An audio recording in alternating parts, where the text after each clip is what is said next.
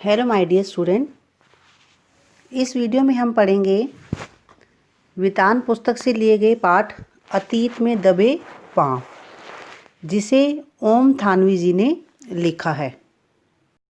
अतीत में दबे पाँव में लेखक ने हड़प्पा व मोहनजोदड़ो दोनों स्थान, जो अभी तक दुनिया के सबसे पुराने नियोजित स्थान माने जाते हैं, शहर माने जाते हैं, इनकी चर्चा की है। तो लेखक ने अपनी यात्रा के दौरान जो कुछ भी वहाँ देखा, जो महसूस किया और जो उसे अच्छा लगा, उसका वर्णन लेखक ने इसमें किया है। मोहनजोदड़ो ताम्रकाल के शहरों में सबसे बड़ा माना जाता था। तो यहाँ खुदाई में बहुत सी चीज़ें मिली, जैसे इमारतें, सड़कें, धातु पत्थर की मूर्तियाँ, चौक पर बने हुए चित्रित भांडे, साजो सामान, खिलौने, मोहरे इत्यादि। और साथ ही साथ लेखक ने बताया है कि हड़प्पा के जो ज़्यादातर साक्ष्य रेल लाइन बिछने के दौरान विकास की भेंट चढ़ गए, मतलब उनके ज़्यादा प्रूफ नहीं मिलते। तो मोहनजोदड़ो को विशेष रूप से सभ्यता का केंद्र माना जाता है। यह 200 हेक्टेयर क्षेत्र में फैला था और इसकी आबादी लगभग 85,000 थी। यह जो नगर था, ये छोटे छोटे टीलों पर आबाद था, जो कि प्राकृतिक नहीं थे, जो बनाए गए थे। कच्ची पक्की ईंटों से धरती की सतह को ऊंचा उठाया गया था। इस शहर की सड़कों व गलियों में अब भी घूमा जा सकता है। तो यहाँ का जो सामान है, अजायब घरों, म्यूज़ियम की शोभा बढ़ा रहा है, परंतु शहर आज भी वहीं के वहीं है। तो इस शहर के मकान, चबूतरे, गलियाँ, खिड़की, रसोई, सड़कें सभी एक सुंदर नगर नियोजन की कहानी कहते हैं कि बहुत ही सिस्टम से वह शहर बसा हुआ था। तो अपनी यात्रा के दौरान लेखक ने देखा कि शहर के सबसे ऊंचे चबूतरों पर एक बड़ा बौद्ध स्तूप है, परंतु यह मोहनजोदड़ो सभ्यता के जीर्ण शीर्ण टूटे फूटे टीलों पर बना हुआ है। 1922 ईस्वी में राखल दास बनर्जी ने इस स्तूप की खोज की, तो उन्हें यहाँ ईसा पूर्व के निशान मिले। तो तत्कालीन भारतीय पुरातत्व सर्वेक्षण के महानिदेशक जॉन मार्शल के निर्देश पर खुदाई का व्यापक अभियान शुरू किया गया और भारत दुनिया की प्राचीन सभ्यता का दावेदार हो गया जब उन्होंने उसकी खोज कर डाली। तो लेखक सबसे पहले इसी स्तूप पर पहुंचा। इसे नागर भारत का सबसे पुराना लैंडस्केप कहा गया है। तो सर्दी का मौसम था, उसके बावजूद भी जो वहाँ धूप थी काफ़ी कड़ी लग रही थी। वहाँ की धूप चौंधियाती है और राजस्थान की जो धूप है, लेखक ने वहाँ थोड़ा सा अंतर बताया है यहाँ कि जो राजस्थान की धूप है वो पारदर्शी है, लेकिन वहाँ की धूप उसे चुभ रही थी। तस्वीर उतारते वक्त, मीन्स फोटोग्राफी करते वक्त, यदि कैमरे में ज़रूरी पुर्जे ना घुमाएं तो तस्वीरों के रंग उड़े हुए से लगते हैं। स्तूप वाले हिस्से को गढ़ कहा जाता है।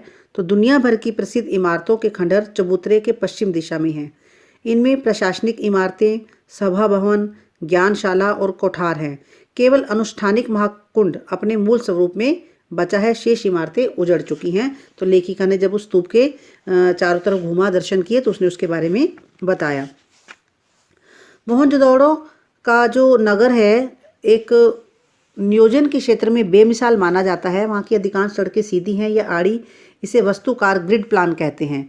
तो आजकल की जो सेक्टर मार्का कॉलोनियाँ हैं, वो हमें आड़ा सीधा नियोजन मिलता है, परंतु वहाँ रहन सहन को नीरस, जो वो चीज़ें रहन सहन को नीरस बनाती हैं। ब्रासीलिया, चंडीगढ़ या इस्लामाबाद ग्रिड शैली के शहर हैं, परंतु उनमें स्वयं विकसने की क्षमता नहीं है। चबूतरे के पीछे गढ़ और ठीक सामने उच्च वर्ग की एक बस्ती है। उसके पीछे 5 किलोमीटर दूर सिंधु बहती है। तो दक्षिण में टूटे फूटे घर कामगारों के हैं। लेखक प्रश्न करता है कि जो निम्न वर्ग के लोग थे वहाँ पर, उसका अस्तित्व था या नहीं। शायद उनके घर कमज़ोर रहे होंगे, जो समय के अनुसार बड़ी जल्दी ही नष्ट हो गए, क्योंकि उनका अस्तित्व लेखक को वहाँ नहीं मिल रहा था। तो लेखक ने वहाँ आगे और देखा कि जो टीले के पास एक महाकुंड है, जिसका नाम देवमार्ग रखा गया। यह सामूहिक स्नान के काम आता था, जो 40 फुट लंबा और 25 फुट चौड़ा व 7 फुट गहरा है। तो उसके उत्तर व दक्षिण से सीढ़ियाँ उतरती हैं। 3 तरफ साधुओं के कक्ष हैं और उत्तर में 2 5 में 8 स्नान घर हैं। तो लेखक ने सारा उसके बारे में वर्णन किया है। ये जो कुंड है, इसका निर्माण पक्की ईंटों से हुआ है।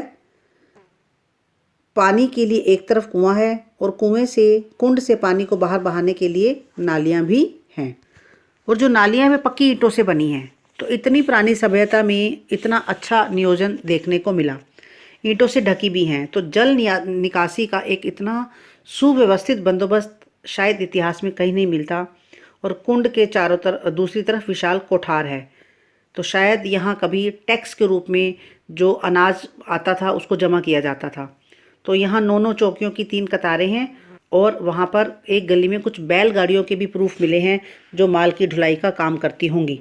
तो लेखक अंदाज़ा लगा रहा है कि क्या क्या चीज़ें हो सकती हैं। तो सिंधु घाटी काल में व्यापार के साथ उन्नत खेती का एक अच्छा स्वरूप देखने को मिलता था। अब इसे खेतीहर मतलब जो किसान व पशुपालक सभ्यता माना जाता है। पत्थर और तांबे बहुतायत में थे परंतु लोहा नहीं मिला। पत्थर सिंध से और तांबा राजस्थान से मिलता था। तो इनके उपकरण खेती बाड़ी में प्रयोग किए जाते थे। कपास, गेहूँ, सरसों, जौ, चने की उपज के भी सबूत लेखक को मिले। तो यहाँ कपास, बेर, खजूर, अंगूर, ज्वार, बाजरा, रागी, खरबूजे की खेती भी की जाती थी। तो यहाँ से मिला सूती कपड़ा दुनिया के सबसे पुराने नमूनों में से एक है। तो दूसरी तरफ जो दूसरा सूती कपड़ा है 3000 ईसा पूर्व का है और जॉर्डन में मिला। मोहनजोदड़ो में रंगाई भी होती थी, इसके भी प्रूफ लेखक को मिले। ऊन व लिनन का आयात सुमेर से होता था। तो काफ़ी कुछ देखने को लेखक को वहाँ मिला, उसने काफ़ी कुछ जाना। तो महाकुंड के उत्तर पूर्व में एक लंबी इमारत के अवशेष मिले। इसके बीच में खुला हुआ एक बड़ा दालान और 3 तरफ बरामदे। इसे कॉलेज ऑफ प्रिस्टस माना जाता है। दक्षिण में 20 खंभों वाला एक हॉल है जो शायद राज्य सचिवालय या सभा भवन या सामुदायिक केंद्र रहा होगा, लेखक अंदाजा लगा रहा है। तो जो गढ़ की 4 दीवारी थी उसके नीचे बाहर एक नीचा नगर था। तो जब खुदाई की प्रक्रिया की होगी टीलों का आकार घट गया था। तो पूर्व की बस्ती रईसों की बस्ती है। इसमें बड़े बड़े घर, चौड़ी सड़कें, ज़्यादा कुएं थे। मोहनजोदड़ो के सभी खंडरों की खुदाई करने वाले पुरातत्ववेता थे, उनका एक संक्षिप्त नाम रखा डीके। तो जो डीके क्षेत्र दोनों बस्तियों में सबसे महत्वपूर्ण है। शहर की मुख्य सड़क यहीं पर है, बहुत लंबी सड़क है और 33 फुट चौड़ी है। तो इस पर एक साथ 2 बैलगाड़ियाँ आ जा सकती हैं। तो ये सड़क बाजार तक पहुँचती है। बाजार सड़क के दोनों ओर घर हैं। सड़क की तरफ कोई दरवाज़ा नहीं है। जो दरवाज़ा है अंदर गली की तरफ है, सड़क की तरफ बैक साइड है। तो कार्बूजिए ने भी चंडीगढ़ में जो मकान बने वो भी इसी शैली से बनाए गए हैं। तो सड़क के दोनों तरफ ढकी हुई नालियाँ थी। हर घर में स्नानघर, नालियाँ घर का पानी होदी तक लाती हैं तो फिर नालियों के जाल से जुड़ जाती हैं। तो जो ज़्यादातर नालियाँ थी वो ढकी हुई हैं। बस्ती के भीतर सड़कें 9 से 12 फुट तक चौड़ी हैं। यहाँ लगभग 700 कुएँ पाए गए हैं। इसे जल संस्कृति भी कहा जाता है। तो डीकेजी हल्के के घरों की दीवारें ऊंची और मोटी हैं। तो यहाँ शायद 2 मंजिले डबल स्टोरी मकान भी होंगे। सभी पक्की हुई ईंटों से बने थे तथा ईंटें भी एक ही आकार की 1:2:4 1:2:4 की थी। यहाँ घरों में केवल प्रवेश द्वार है, खिड़कियाँ नहीं नजर आई लेखक को वहाँ पर। बड़े घरों के भीतर आंगन के चारों तरफ बने कमरे में खिड़कियाँ हैं। घर छोटे बड़े हैं, सभी घर एक ही लाइन में, कुछ इनसे काफ़ी बड़े भी हैं। सबकी वास्तु शैली भी एक जैसी ही दिखाई दी। तो DKBC हल्के से एक घर से दाढ़ी वाले याजक नरेश की मूर्ति मिली है। तो HR हल्के के बड़े घर में कुछ कंकाल भी मिले उसको, लेखक को। तो प्रसिद्ध नर्तकी शिल्प भी इसी हल्के के छोटे घर से मिली। तो लेखक को काफ़ी कुछ ऐसी चीज़ें मिली जो हमारी एक हिस्ट्री है। यहीं पर एक बड़ा घर है जिसे उपासना केंद्र समझा जाता है। गढ़ी के पीछे VS हिस्से में रंगरेज का कारखाना भी लेखक को देखने को मिला, जहां पर जमीन में ईंटों के गोल गड्ढे उभरे हुए हैं। तो 2 कतारों में 16 छोटे 1 मंजिला मकान है, सब में 2-2 कमरे हैं। तो ये लेखक ने अंदाज़ा लगाया कि ये जो छोटे मकान हैं ये कर्मचारियों या कामगारों के घर रहे होंगे, जो वर्कर्स होंगे। लेखक बड़े घरों में भी छोटे कमरे देखकर हैरान है कि इतने बड़े बड़े जो घर हैं और उसमें कमरे भी छोटे छोटे हैं। तो वहाँ ने लेखक ने देखा कि कुओं को छोड़कर अन्य जितनी भी लेखक ने वस्तुएं देखी सभी आयताकार या चौकोर थी, सिर्फ कुएं गोल थे। तो लेखक ने जब बड़े घरों में छोटे कमरे देखे तो इसका कारण ये था कि आबादी बढ़ना, या लेखक ने अंदाज़ा लगाया कि हो सकता है जिनके अपने बड़े घर हों उन्होंने निचली मंजिल पर नौकरों का निवास स्थान रखा हो, सीढ़ियाँ ज़्यादा लकड़ी की रही हों और अधिकतर घरों में खिड़कियाँ या दरवाज़ों पर छज्जों के चिन्ह नहीं थे। गर्म क्षेत्रों में ये चीज़ें आम होती हैं ताकि उसको कवर कर सकें। इसका मतलब यह था कि अगर खिड़कियों पर छज्जे नहीं थे, ऊपर ढका नहीं हुआ था उनको वहाँ से, तो वहाँ गर्मी शायद कम पड़ती होगी। वहाँ तस्वीरें लेखक को देखने को मिली, हाथी, शेर, गैंडा आदि जीवों की तस्वीरों से लगता था कि यहाँ पर जंगल भी थे और अच्छी खेती होती थी। यहाँ कुओं से सिंचाई की जाती थी। इस क्षेत्र में नहर के प्रमाण नहीं मिले, लेखक ने कोई भी वहाँ पर नहर होने का प्रूफ नहीं देखा। तो इसका मतलब यह होता है कि बारिश घटने या कुओं के ज़्यादा इस्तेमाल से जो धरती का जल था वह नीचे चला गया और इसलिए बस्ती उजड़ गई पानी की कमी की वजह से, लेखक अंदाज़ा लगा रहा है। उस समय वहाँ हवा बड़ी तेज़ बह रही थी। हर जगह लेखक को हवा के चलने की साई-साई की आवाज़ सुनाई दे रही थी। सब खंडहर, हर घर एक दूसरे से जुड़ा हुआ, कोई घर जुदा नहीं है, लेकिन घर का एक नक्शा ही नहीं होता, हर घर का एक संस्कार में आकार होता है। तो किसी भी घर में प्रवेश करते समय ऐसा लगता था कि हम जैसे किसी दूसरे के घर में बिना परमिशन के जा रहे हैं, तो अपराध सा महसूस होता था। तो लेखक को वहाँ पर राजस्थान और सिंध, गुजरात के भी घर याद आ गए। यहाँ भी बाजरे व ज्वार की खेती हजारों सालों से होती है। मोहनजोदड़ो के घरों में टहलते हुए लेखक को जैसलमेर के गांव कुलधरा की याद आ गई। तो जो कुलधरा गांव था जैसलमेर का है, वह पीले पत्थर के घरों वाला खूबसूरत गांव है। यहाँ घर हैं परंतु लोग नहीं हैं। 150 साल पहले लोगों की राजा से कोई तकरार हो गई थी और गांव के लोग बड़े स्वाभिमानी थे, तो हर सदस्य अपना घर छोड़कर चला गया।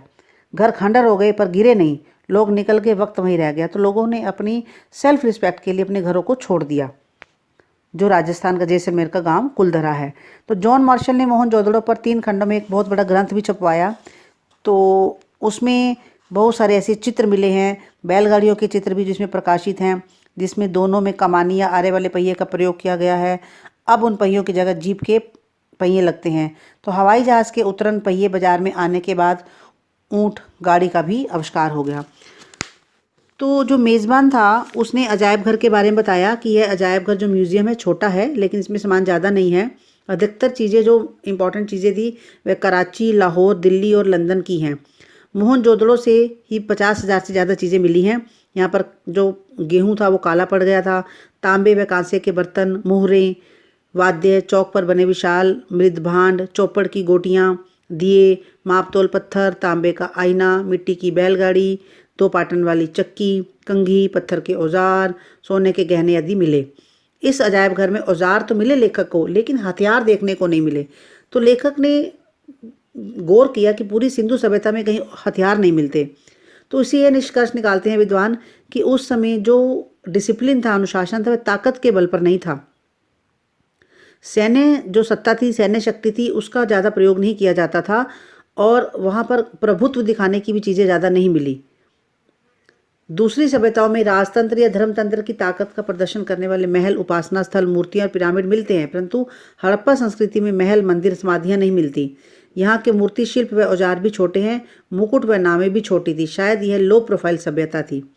तो मोहनजोदड़ो साधन व व्यवस्थाओं के अनुसार भी सबसे ज़्यादा समृद्ध है, परंतु यहाँ आडंबर या दिखावा नहीं है।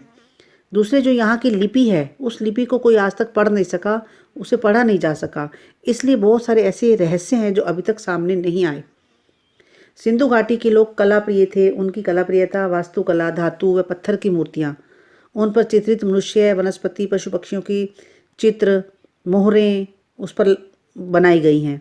आकृतियाँ, खिलौने सुघड़ अक्षरों से सिद्ध होती हैं। सिंधु घाटी सभ्यता की खूबी उसका सौंदर्य बोध है, जो राज पोषित या धर्म पोषित न होकर समाज पोषित था, मतलब लोगों को साथ लेकर चला हुआ था।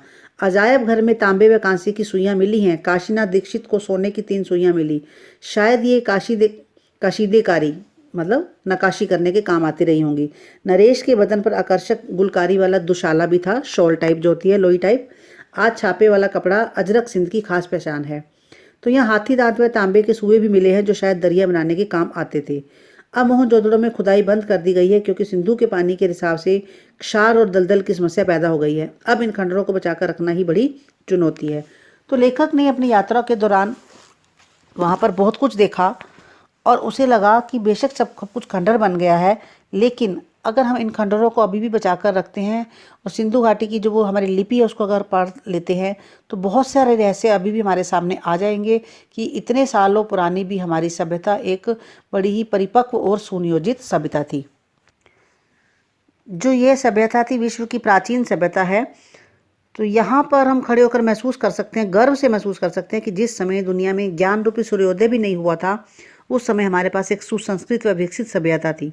इसमें महानगर भी थे जिन्हें विकसित होने में काफ़ी समय लगा होगा, लेकिन यह इतिहास को हमारी आंखों के सामने प्रत्यक्ष कर देता है। तो उस समय का जो ज्ञान, उनके द्वारा स्थापित मानदंड आज भी हमारे लिए अनुकरणीय हैं। तत्कालीन नगर योजना को आज की नगरीय संस्कृति में प्रयोग किया जाता है। तो इस तरह से लेखक ने बड़ा ही सुंदर वर्णन किया है, जो उन्होंने देखा उसका वर्णन इस पाठ में किया है। मुझे उम्मीद है कि आपको ये पाठ अच्छे से समझ आ गया होगा।